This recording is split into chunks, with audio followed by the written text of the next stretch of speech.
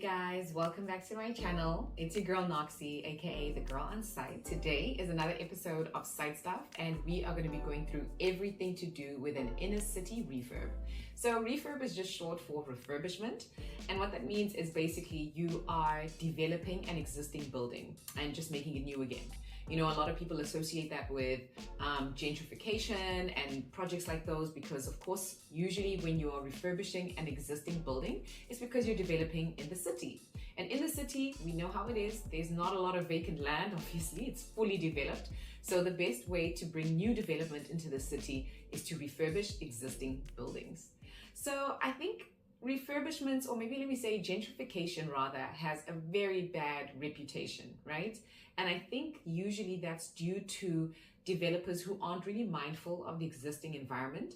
And what happens is their projects bring a lot of increases in things like, you know, your rental expense, you know, the cost of living in that area all of a sudden skyrockets, you know, issues like those. But in our sector, especially because we do affordable rental housing, what these kinds of developments actually do is it improves the entire area of the city for the good of the people who live there.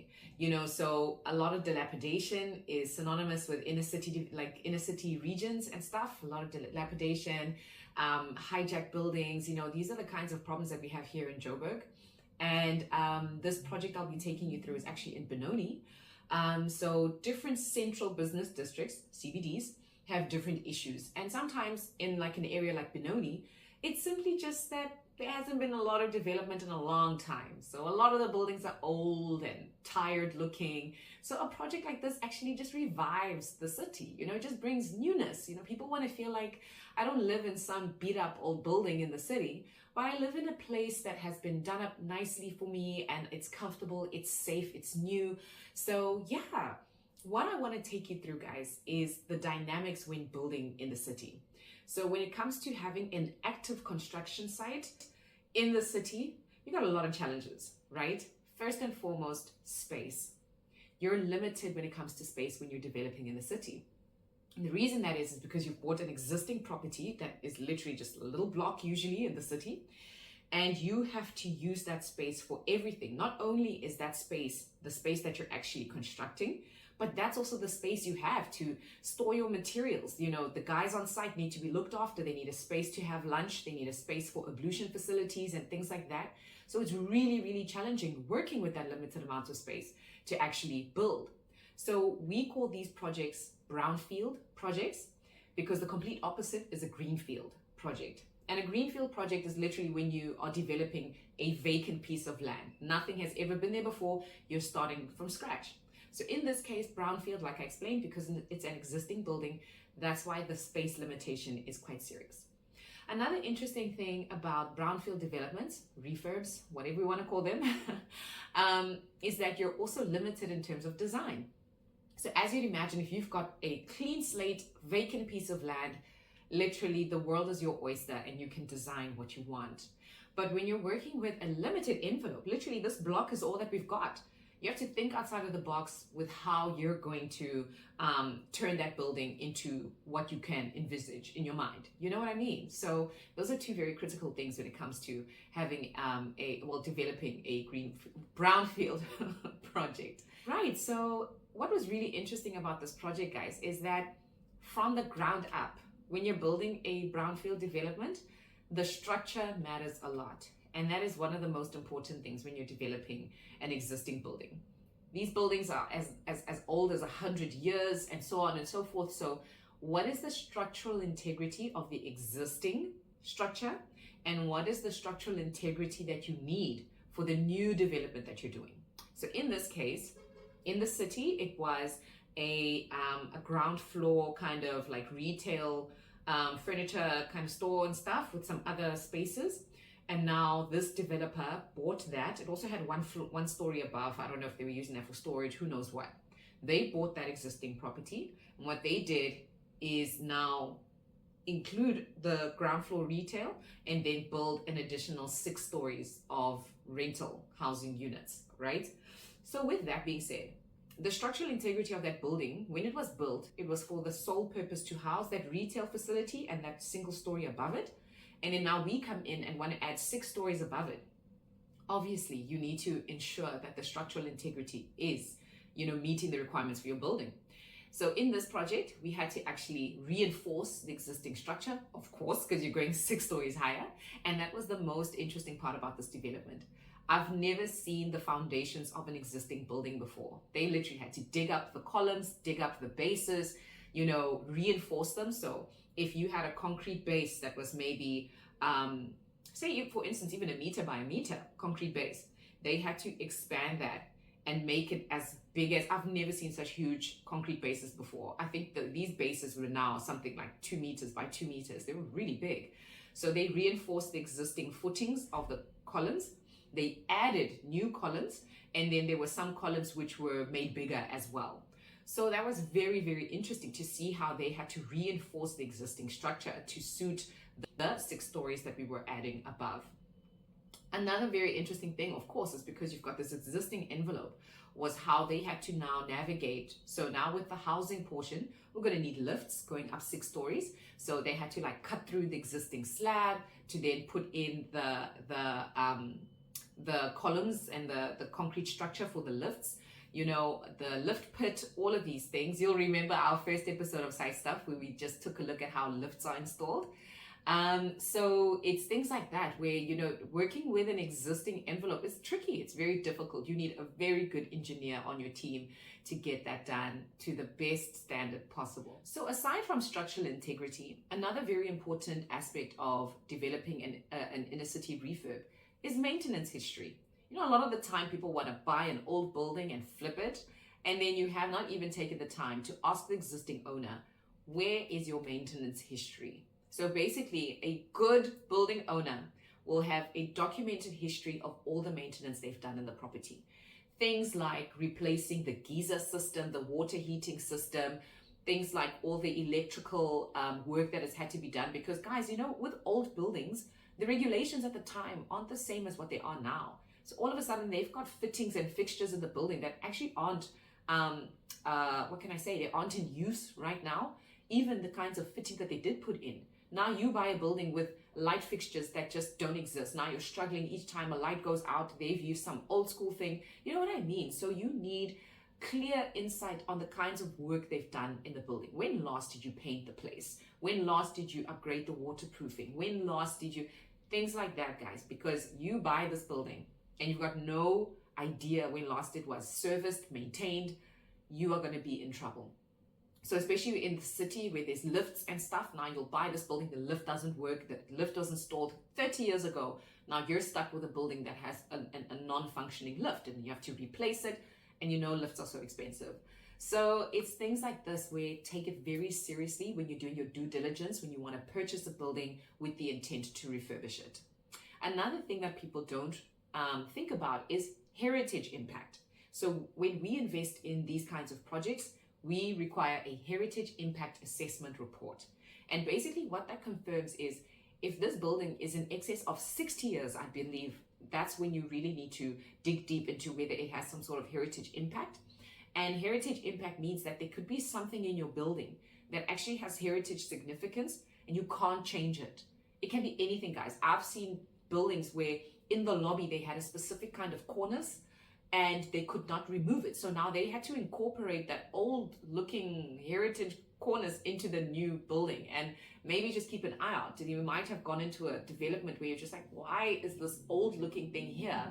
Meanwhile, it's because it probably has heritage impact, so they couldn't get rid of it. So it's things like that that you need to pay attention to. Heritage impact, structural integrity, and maintenance, right? So those are the things you need to look at. So otherwise, yeah, guys, this was really a good project, seeing each floor come together as we went higher and higher and higher. So basically the construction method that was used here was to just build a concrete frame, concrete slabs, concrete columns, and then those were just filled in with a bunch of brickwork for the various apartments, of course. Now on this one, I think one comment that my boss made was just that, you know what, it's the 21st century, guys. Like, are we really still building with brick and mortar? And I think that, I think these guys could have been a little bit more creative than to just gone with concrete and brick. I think we could have done something else. There are so many different walling systems that exist in this day and age, because there's another inner city development which unfortunately got terminated. And that's the thing, guys. I think we should have a chat about what makes construction projects fail. I think I'll do a full episode on that for you. But that project, they intended to do a concrete frame, and then they were going to use this kind of like ABT system, and ABT stands for alternative building technologies. So those are those new school, green friendly kinds of materials that people are building with.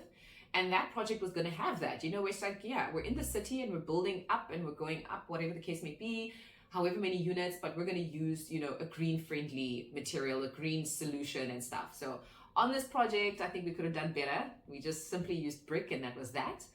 But otherwise, yeah, so here we are going floor to floor, just, you know, just checking how things are going. And I think what I love most, guys, about construction is just seeing that transition from each time you come to site. It's a mess at first, it's dark, you can't even see left from right.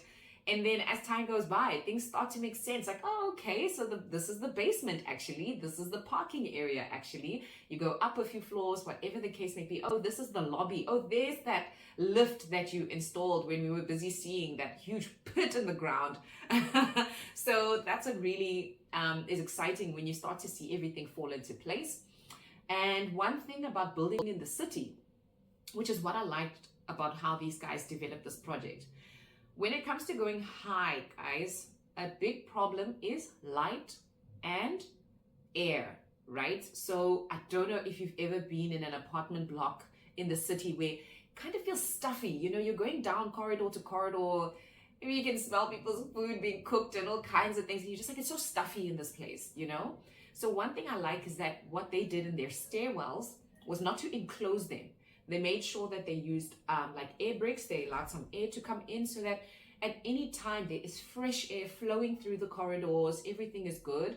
And don't worry in terms of the cold, because obviously with all these brisk winds flowing through the building, you would think that, okay, but now aren't people going to be cold inside? That's when you make sure that the gap beneath the door, make sure that it's not too big such that, you know, people now are cold inside and things like that. But it allows airflow, it allows light as well, since the stairwells now aren't closed in. Now there's light coming through, so, you know, it's not this dark, dingy passageway. But, you know, there's some light coming in, there's some fresh air and stuff like that. This building intends to have a courtyard in the center, so it's literally a block. They built it in a block shape. In the center, it's going to be like a playground for the kiddies. And then on the rooftop, that's where they're going to have like a recreational area for the adults, like a braai facility, stuff like that. There's hanging lines for people's clothes and whatnot. So yeah, guys, right, guys? So that's everything to do with developing an inner city refurb. We spoke about your limitations when it comes to actually running the construction site, and also the limitations you have in terms of design. We spoke about important aspects like establishing the structural integrity of the development to make sure that what was done before versus what you want to do are actually in line, or what kinds of provisions do you have to make to accommodate what you're trying to do. And then definitely an important one, like I said, is maintenance, guys, because you don't want to buy a building where all of a sudden it has not been maintained at all. You will see absolute flames. And then lastly, you know, a small little comment on heritage impact and what that means for your development. But otherwise, guys, actually being on this site, it was one of the last site inspections I did when I was still pregnant. And you wouldn't believe, I climbed all the way up to, I think at the time they were building the formwork and structures for casting the 5th floor slab. Yeah, I went all the way up, guys, and I've never had bigger regrets in my life.